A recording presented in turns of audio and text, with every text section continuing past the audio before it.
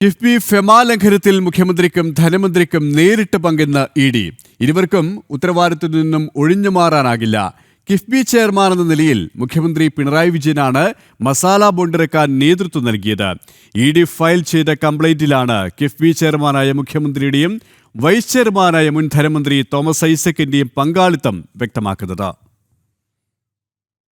ED. സമൻസുകൾക്കെതിരെ മുൻ ധനമന്ത്രി Thomas Isaac നൽകിയ ഹർജി പരിഗണിക്കുമ്പോൾ കിഫ്ബി മസാല ബോണ്ട് സമാഹരണത്തിന് തീരുമാനമെടുത്തതിലെയും നടപ്പിലാക്കിയതിലെയും മുഖ്യമന്ത്രിയുടെയും അന്നത്തെ ധനമന്ത്രിയുടെയും പങ്ക് ഇ.ഡി. കോടതിയിൽ വ്യക്തമാക്കിയിരുന്നു.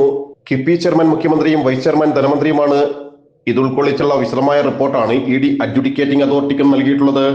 2019 ജനുവരി 17 മുഖ്യമന്ത്രിയുടെ നേതൃത്വത്തിൽ ചേർന്ന യോഗത്തിലാണ് മസാല ബോണ്ട് സമാഹരണത്തിനുള്ള തീരുമാനമെടുത്തത്. 2019 മാർച്ചിൽ മസാല ബോണ്ട് ഇറക്കി കിഫ്ബി 2150 കോടി രൂപ സമാഹരിച്ചു. മസാല ബോണ്ട് വഴി കണ്ടെത്തിയ പണം അടിസ്ഥാന സൗകര്യ വികസനത്തിന് ഉപയോഗിച്ചതിലെ ചട്ടലംഘനം, വിദേശ കടമെടുപ്പ് അധികാരം കേന്ദ്രത്തിന് മാത്രമാണെന്നിരിക്കെ അധികാര പരിധിയിലുള്ള കടന്നുകയറ്റം, ഭരണഘടനാ വിരുദ്ധത എന്നിവ റിപ്പോർട്ടിൽ ചൂണ്ടിക്കാട്ടിയിട്ടുണ്ട്. RBI ചട്ടങ്ങളും പാലിക്കപ്പെട്ടില്ല. തോമസ് ഐസക് അന്വേഷണവുമായി സഹകരിക്കാത്തതും ഇ.ഡി. ചൂണ്ടിക്കാട്ടുന്നുണ്ട്. നിരവധി തവണ സമൻസുകൾ നൽകിയിട്ടും തോമസ് ഐസക് ഹാജരായിരുന്നില്ല. കിഫ്ബിക്കെതിരായ ഫെമ അന്വേഷണം തടസ്സപ്പെടുത്താൻ തോമസ് ഐസക് ശ്രമിക്കുന്നുവെന്ന് ചൂണ്ടിക്കാട്ടി എൻഫോഴ്സ്മെന്റ് ഡയറക്ടറേറ്റ് ഹൈക്കോടതിയിൽ സത്യവാങ്മൂലം നൽകിയിരുന്നു.